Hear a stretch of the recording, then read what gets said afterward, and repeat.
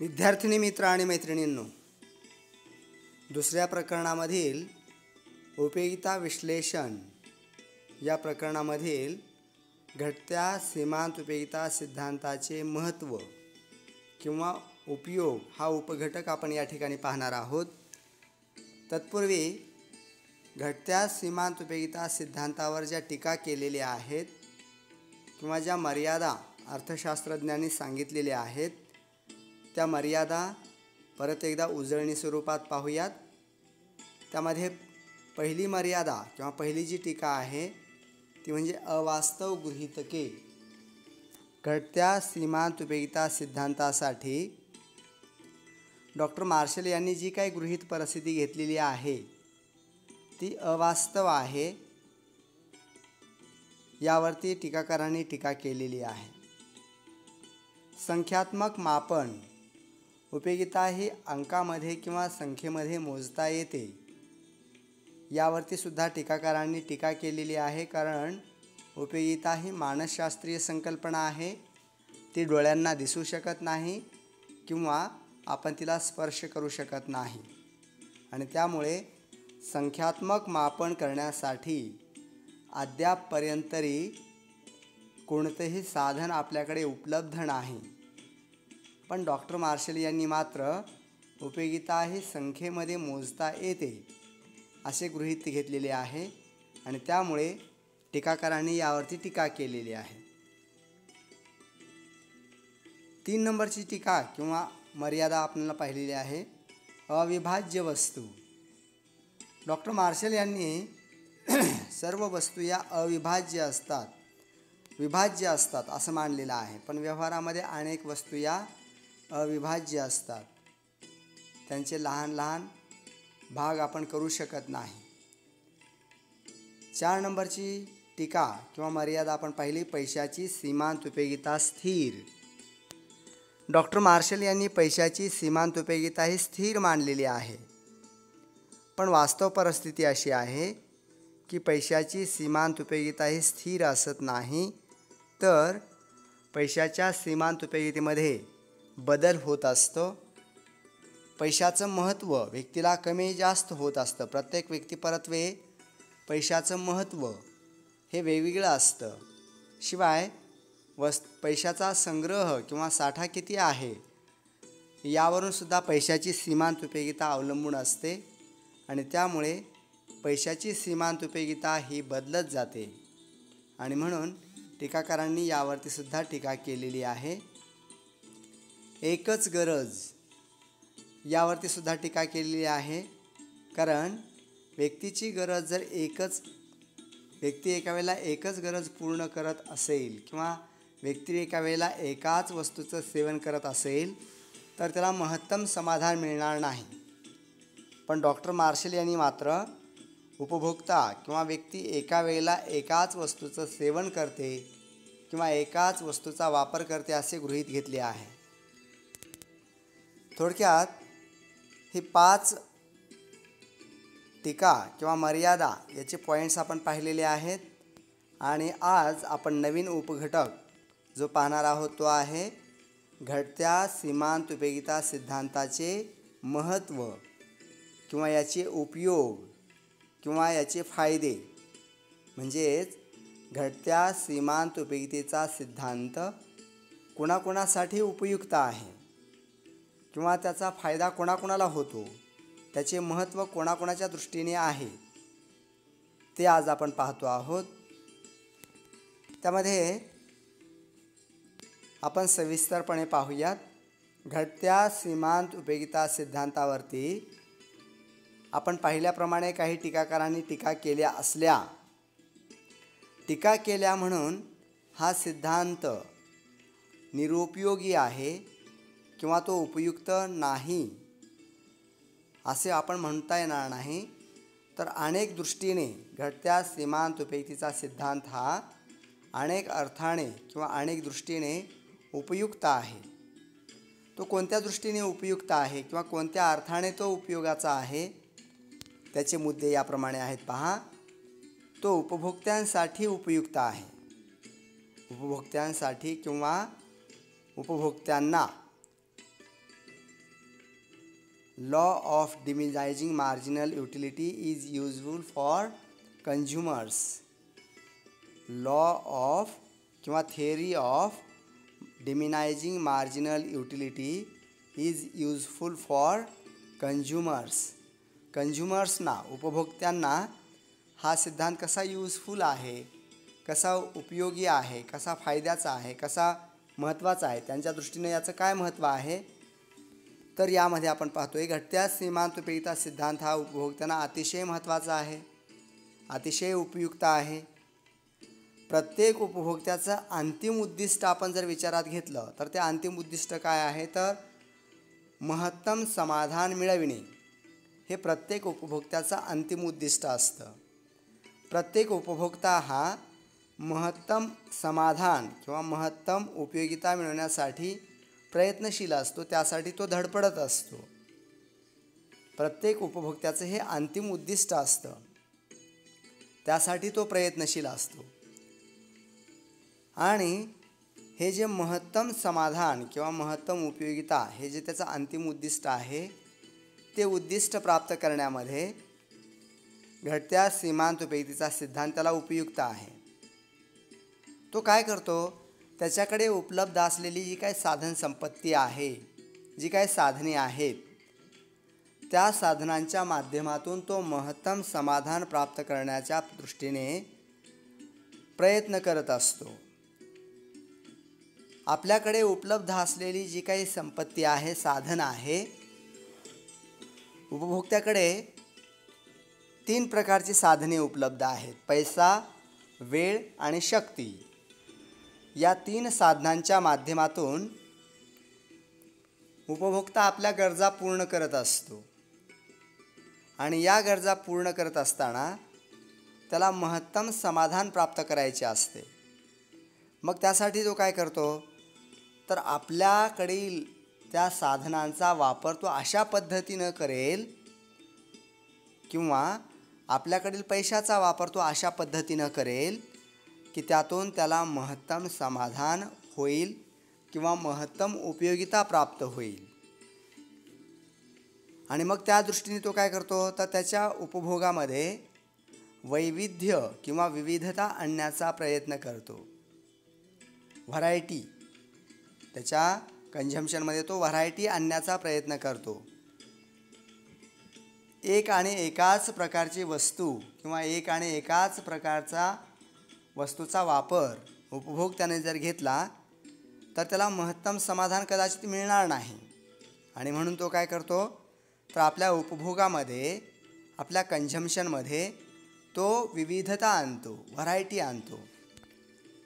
आणि मग त्यामध्ये विविधता आणली की त्याला महत्तम समाधान प्राप्त होते, त्याला महत्तम उपयोगिता मिळते.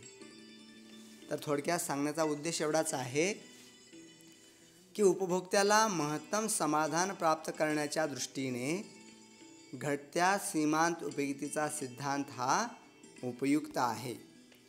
उपभोक्त्यांना कशासाठी, महत्तम समाधान प्राप्त करण्यासाठी, उपभोक्त्यांना महत्तम समाधान मिळवण्यासाठी घटत्या सीमांत उपयोगितेचा सिद्धांत हा उपयुक्त आहे, महत्त्वाचा आहे.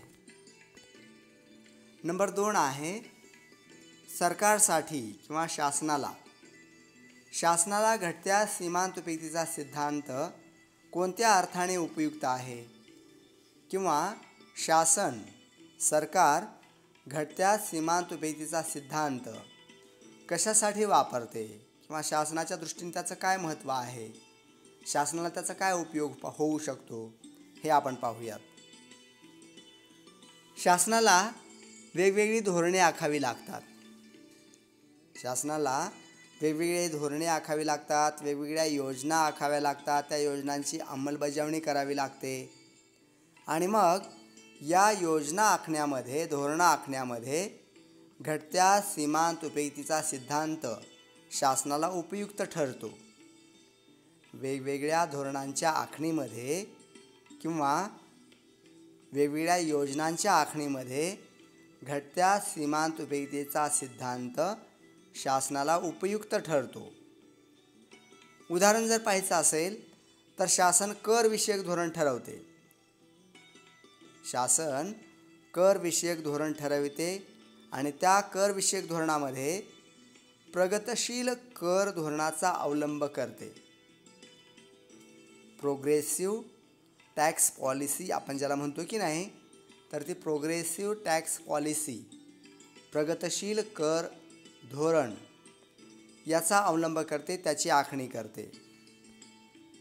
यामध्ये काय केलं जातं? प्रगतशील कर धोरणामध्ये काय केलं जातं तर उत्पन्नातील वाढीबरोबर कराची मर्यादा किंवा कराची पातळी, कराचा स्तर वाढवत नेला जातो.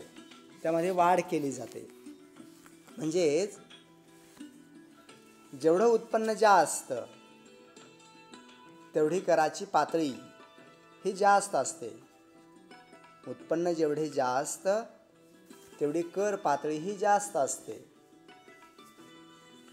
श्रीमंतावर जास्तीत जास्त कर लावले जातात, तर गरिबावर कमीत कमी कर आकारले जातात किंवा गरिबांवरती कर आकारणी केली जात नाही. गरिबांना कर लावले जात नाहीत. गरिबांना करातून सूट दिली जाते, सवलत दिली जाते. कारण हे असं का केलं जातं तर गरिबांची पैशाची सीमांत उपयोगिता ही जास्त असते. कारण गरिबांकडे पैशाचा संग्रह हा कमी असतो आणि त्यामुळे पैशाचा संग्रह कमी असल्यामुळे त्यांना त्याचं महत्त्व जास्त आहे. पैसा जेवढा कमी तेवढं महत्त्व जास्त, म्हणजे सीमांत उपयोगिता जास्त आहे. पैसा कमी आहे याचा अर्थ त्याचं महत्त्व जास्त आहे. गरिबांकडे पैसा कमी आहे, त्यांना महत्त्व त्याचं जास्त आहे, म्हणजे गरिबांची पैशाची सीमांत उपयोगिता ही जास्त आहे. याच्या उलट श्रीमंताकडे पैसा हा जास्त आहे. पैसा जास्त असल्यामुळे त्यांची सीमांत उपयोगिता ही कमी आहे. पैसा जास्त, पैशाचं महत्त्व कमी. पैशाचं महत्त्व कमी म्हणजेच काय? पैशाची सीमांत उपयोगिता कमी. आणि त्यामुळे गरीब काय करतो तर गरीब पैसा अतिशय काटकसरीने आणि अतिशय चांगल्या कामासाठी, चांगल्या कारणासाठीच वापरतो. तर श्रीमंत काय करतो? पैशाचा कसाही पद्धतीने उधळामाधळा करतो किंवा उधळपट्टी करतो. आणि त्यामुळे श्रीमंताची पैशाची सीमांत उपयोगिता ही कमी असते आणि गरिबाची पैशाची सीमांत उपयोगिता ही जास्त असते. म्हणून शासन काय करतं तर किंमत विषयक धोरण आखण्यासाठी आणि खर्च विषयक धोरण राबवण्यासाठी किंवा व्यापार विषयक धोरण राबवण्यासाठी या घटत्या सीमांत उपयोगिता सिद्धांताचा आधार घेतं. गरिबावरती कमीत कमी कर आणि श्रीमंतावरती जास्तीत जास्त कर आकारण्याचा प्रयत्न शासनाकडून केला जातो. तर शासनाचं हे जे काही धोरण आहे, या वेगवेगळ्या धोरणांच्या आखणीमध्ये, शासनाच्या वेगवेगळ्या धोरणांच्या आखणीमध्ये घटत्या सीमांत उपयोगिता सिद्धांताचा अवलंब केला जातो किंवा घटत्या सीमांत उपयोगिता सिद्धांताचा वापर केला जातो. 3 नंबरचं जे महत्त्व आहे ते आपण पाहूयात. मूल्य विरोधाभास असं एक महत्त्व या ठिकाणी आपल्याला दिलेलं आहे. मूल्य विरोधाभास, विरोधाभास याचा अर्थ विरोधी आभास. विरोधाभास म्हणजे विरोधी आभास. या ठिकाणी वस्तूमध्ये 2 प्रकारची मूल्ये असतात. एक उपयोगिता मूल्य आणि दुसरं विनिमय मूल्य. उपयोगिता मूल्य आणि विनिमय मूल्य या 2 गोष्टीतला आपल्याला फरक जर समजून घ्यायचा असेल, यातील फरक जर आपल्याला जाणून घ्यायचा असेल, तर त्यासाठी घटत्या सीमांत उपयोगितेचा सिद्धांत हा उपयुक्त आहे. वस्तूमध्ये असणारं उपयोगिता मूल्य आणि विनिमय मूल्य जर जाणून घ्यायचा असेल, समजून घ्यायचा असेल, त्यांच्यातला फरक आपल्याला समजून घ्यायचा असेल, तर त्यासाठी घटत्या सीमांत उपयोगितेचा सिद्धांत महत्त्वाचा आहे. वस्तूच्या मानवी जीवनातील उपयोगावरून त्या वस्तूचे मूल्य ठरविणे.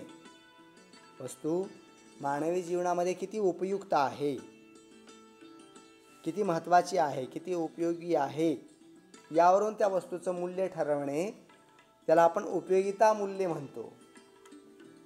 तर वस्तूसाठी आपण जी काही किंमत मोजतो, जे पैसे मोजतो, जे किंमत पे करतो, ते विनिमय मूल्य आहे.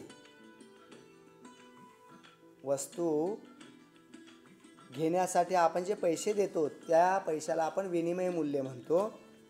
तर वस्तू किती उपयुक्त आहे, आपल्या दृष्टीनं त्या वस्तूचं किती महत्त्व आहे, त्याला आपण उपयोगिता मूल्य म्हणतो. हवा, पाणी, सूर्यप्रकाश या गोष्टींचं मानवी जीवनामध्ये असणारं जे काही महत्त्व आहे, जी उपयोगिता आहे ती प्रचंड आहे. हवा, पाणी, सूर्यप्रकाश या वस्तूंचं मानवी जीवनामध्ये असणारं उपयोगिता मूल्य किंवा त्यांचं महत्त्व प्रचंड आहे. पण या वस्तूचं विनिमय मूल्य मात्र निसर्गतः शून्य किंवा अतिशय कमी आहे. हवेला आपण किंमत मोजत नाही. हवेसाठी आपण निसर्गाला कुठल्याही प्रकारची किंमत मोजत नाही. ती निसर्गतः आपणाला विना मोबदला मिळालेली आहे. त्यामुळे त्याला विनिमय मूल्य प्राप्त होत नाही. एवढं महत्त्व असताना सुद्धा हवेला विनिमय मूल्य नाही, सूर्यप्रकाशाला विनिमय मूल्य नाही. आणि म्हणून याच्या उलट परिस्थिती काय आहे? सोने, चांदी, हिरा, प्लॅटिनम यांचं उपयोगिता मूल्य अतिशय कमी आहे, पण यांचं विनिमय मूल्य मात्र प्रचंड आहे, खूप आहे. आणि म्हणून हिरा, चांदी, सोने, प्लॅटिनम यांचं विनिमय मूल्य जास्त आहे. वास्तवात ह्यांचं उपयोगिता मूल्य कमी असताना सुद्धा विनिमय मूल्य अधिक आहे. ज्या वस्तूंचं विनिमय मूल्य अधिक आहे त्या वस्तूंचं उपयोगिता मूल्य कमी इथं दिसतं आहे, आणि ज्या वस्तूचं उपयोगिता मूल्य प्रचंड आहे त्या वस्तूचं विनिमय मूल्य अगदी नगण्य किंवा शून्य आहे. अशी परिस्थिती आहे. याला आपण मूल्याचा विरोधाभास असं म्हटलेलं आहे. उपयोगिता मूल्य आणि विनिमय मूल्य यांच्यातला हा विरोधाभास स्पष्ट होण्यासाठी हा सिद्धांत उपयुक्त आहे. मागणीचा आधार. अर्थशास्त्रातील मागणीचा सिद्धांत हा घटत्या सीमांत उपयोगिता सिद्धांतावर आधारित आहे. एखाद्या वस्तूची किंमत वाढली असता त्या वस्तूची मागणी कमी होते. याच्या उलट एखाद्या वस्तूची किंमत कमी झाली असता त्या वस्तूची अधिक मागणी केली जाते. हा जो मागणीचा नियम आहे तो या घटत्या सीमांत उपयोगिता सिद्धांतामुळे प्रत्ययास येतो. इतर परिस्थिती स्थिर असताना वस्तूची किंमत वाढली असता त्या वस्तूची मागणी कमी होते. याच्या उलट एखाद्या वस्तूची किंमत कमी झाली असता वस्तूची मागणी अधिक केली जाते. हा जो मागणीचा नियम आहे हा मागणीचा नियम घटत्या सीमांत उपयोगिता सिद्धांतामुळे अनुभवास येतो. कारण उपभोक्ता एखाद्या वस्तूची खरेदी करत असताना त्या वस्तूची किंमत आणि त्या वस्तूपासून मिळणारी उपयोगिता यांची तुलना करत असतो. वस्तूची किंमत आणि त्या वस्तूला द्यावी लागणारी जी काही किंमत आहे आणि त्या वस्तूपासून मिळणारी जी काही उपयोगिता आहे यांची तुलना करतो आणि त्या आधारे वस्तूची खरेदी करत असतो. एखाद्या वस्तूची उपभोक्ता तेव्हाच खरेदी करतो, तेव्हाच त्या वस्तूची मागणी करतो ज्या वस्तूची सीमांत उपयोगिता जास्त आणि त्या वस्तूला द्यावी लागणारी किंमत मात्र कमी आहे. अशी परिस्थिती असेल तरच त्या वस्तूला उपभोक्ता मागणी करतो किंवा त्या वस्तूला किंमत देतो. तर विद्यार्थिनी मित्र आणि मैत्रिणींनो, या ठिकाणी आपण घटत्या सीमांत उपयोगिता सिद्धांताचे महत्त्व, त्याचे एकूण 4 पॉईंट्स पाहिलेले आहेत. उपभोक्त्यांना महत्तम समाधान मिळवण्यासाठी घटत्या सीमांत उपयोगितेचा सिद्धांत उपयुक्त आहे. शासनासाठी वेगवेगळ्या धोरणांच्या आखणीमध्ये करविषयक धोरण असेल किंवा इतर आणखीन धोरणं असतील, व्यापारविषयक धोरण असेल, खर्चविषयक धोरण असेल, याच्या आखणीसाठी घटत्या सीमांत उपयोगितेचा सिद्धांत उपयुक्त आहे. उपयोगिता मूल्य आणि विनिमय मूल्य हा मूल्याचा विरोधाभास स्पष्ट होण्यासाठी घटत्या सीमांत उपयुक्तता सिद्धांत उपयुक्त आहे आणि मागणीचा जो नियम आहे तो घटत्या सीमांत उपयुक्तता सिद्धांतावर आधारित आहे. तर या ठिकाणी आपण थांबूयात. धन्यवाद. आभारी आहे.